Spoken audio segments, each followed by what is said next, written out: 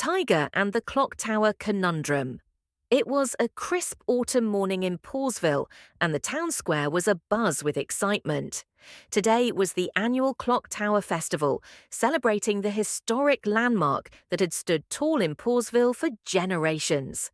The festival brought music, food, and games, but the most anticipated moment was the grand chime of the clock at noon. Tiger, the detective terrier, trotted through the square, his tan fur gleaming in the morning sunlight. His long legs carried him swiftly through the crowd as he admired the decorations. His best friends, Harry the hamster and Bobby the bunny, hurried behind him, each clutching bags of fresh popcorn. "This is going to be the best festival yet," Bobby said, taking a big bite of his popcorn. "As long as nothing goes wrong," Harry added, adjusting his tiny spectacles. "You know something always happens at these events." Tiger chuckled, adjusting his detective hat. "Let's hope for a mystery-free day."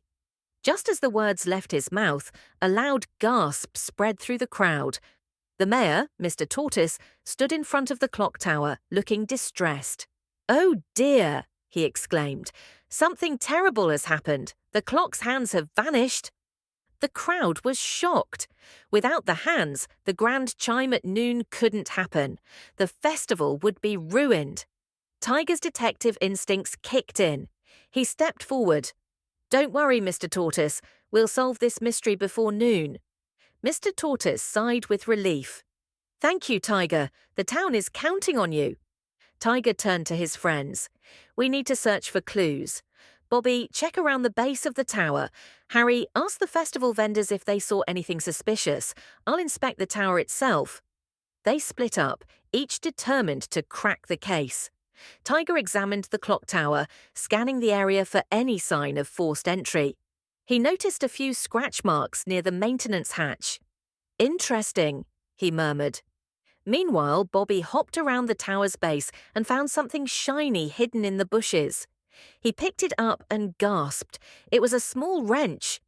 "Tiger!" Bobby called. "Come here." Tiger examined the wrench. "This could be our first clue. Someone has used it to remove the hands." Harry scurried over, out of breath.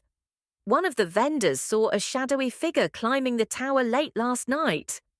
"That confirms it," Tiger said. "Someone deliberately removed the clock hands. But why?" The friends thought for a moment. Then Tiger had an idea. "Let's check the clock tower's maintenance room. If someone tampered with the clock, they might have left more clues inside." They hurried to the maintenance room behind the tower, where they found a cluttered space filled with tools and old blueprints. Tiger sniffed the air. "There's a faint smell of oil. Someone was working here recently."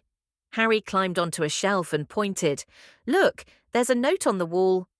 Tiger took the note and read aloud. "If you want the clock hands back, meet me at the old windmill at 11 o'clock. Bobby's ears twitched. "It sounds like someone is holding the hands for ransom." Tiger nodded. "We don't have much time. Let's head to the windmill right now." They raced to the outskirts of town, where the old windmill stood, its blades slowly turning in the breeze.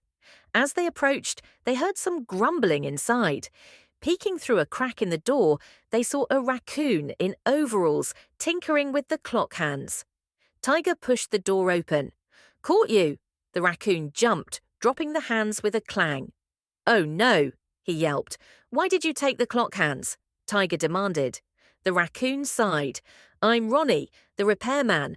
I was hired to fix the clock, but the parts were so old and rusted that I needed more time. I figured if the clock couldn't chime, they'd delay the festival and give me time to do my work."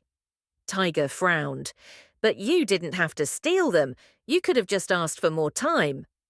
Ronnie looked ashamed. "I guess I panicked.